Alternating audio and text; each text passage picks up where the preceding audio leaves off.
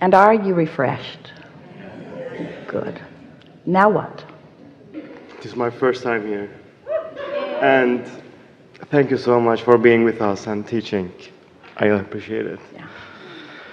So, I have a few questions. I don't know where to start, but all right. The one that matters most to you. I hope it helps everyone, like all of these questions. I want to start with the health questions. I know I'm a young guy. I eat very healthy.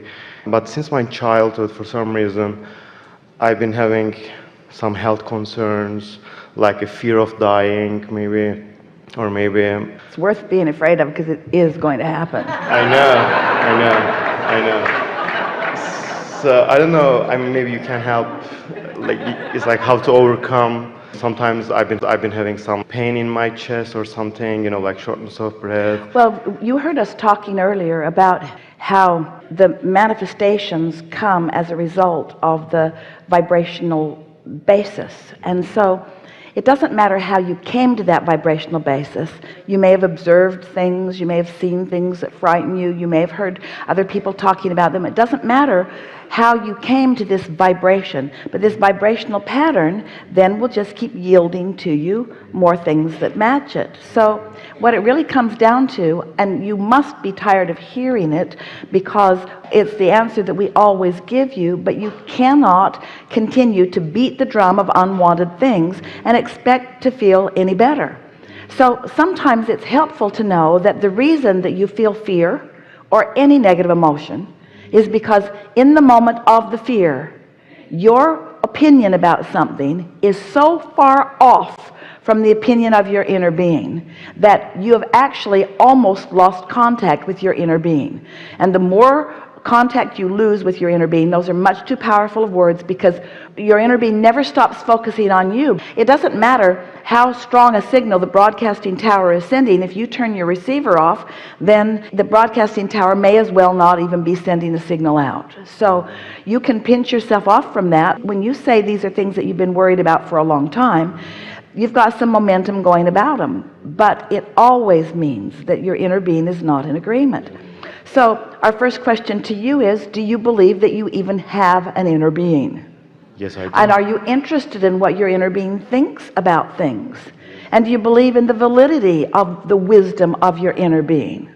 And so if your inner being was standing in a room with you, as your inner being always is, and you said, I'm worried about my physical body, and your inner being said, we are not worried about your physical body, and you say, well, inner being, you're not here with my physical body in the way that I am, and your inner being would say, yes, we are. We are in every cell of your being. We are completely aware of everything that's going on with you.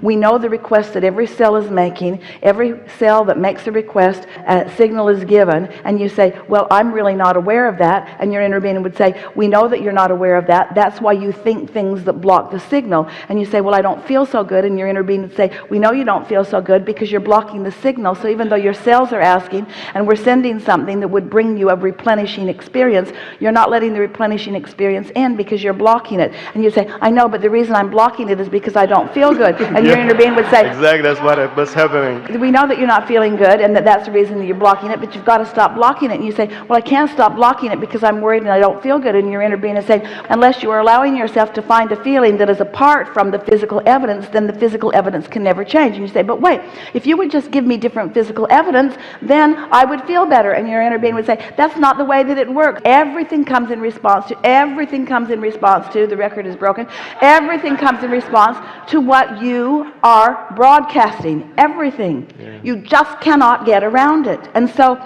we really are wanting to say to you that the facing of reality and the recapping of reality and the repeating of reality and the discussing of reality and the telling of things that you are currently experiencing that are not the way you want them to be will keep you from ever experiencing what you want. What you think and how you feel and what you speak matters a lot.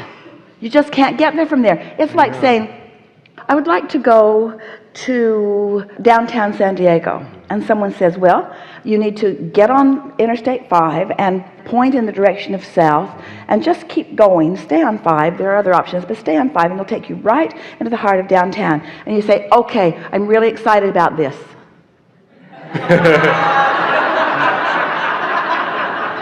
And then you say, you said it wouldn't take me very long. And we say, well, but you're going about it in a different way.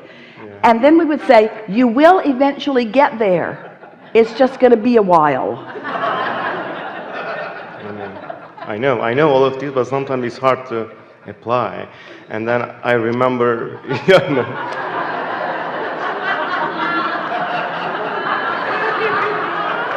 and then I think about Jerry, like I was so upset when I heard about his transition. But you said you are young and he was old. I know. Okay, I got it.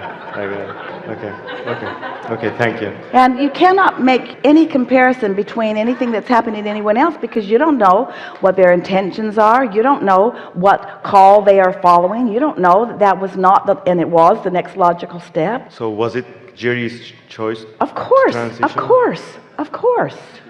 Not Esther's. Yeah, Esther must have been upset, She's right? still pretty mad at him. Okay, thank you for that question.